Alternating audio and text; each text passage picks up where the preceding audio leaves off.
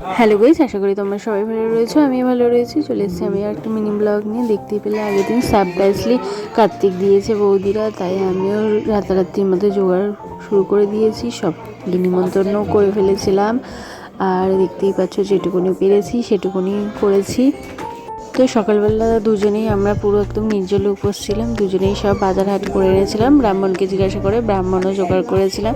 অনেক রাত অবধি আমাদের উপোস করে থাকতে যে 9টা সাড়ে 9টার সময় এসছে ব্রাহ্মণ। তারপর যজ্ঞ হলো। এই যে কার্তিকের সব বালিশ ফালিশ, খেলনা, লজেন্স সবই আমি গুছিয়ে রেখেছিলাম। আর ওদিকে খাবারে নিরামিষ বলেই দিয়েছিলাম।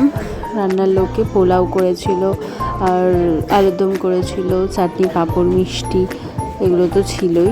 আর সবাইকে সেগুলো দিলাম। ভেজিটেবিল চপ, একটু ফল প্রসাদ, মোয়া ফল, সবাই সেগুলোকে দিলাম। আর রাতে আমার চোখ দেখে দেখতে পাচ্ছ একদম ঘুমিয়ে একদম ঢোল হয়ে এসেছি।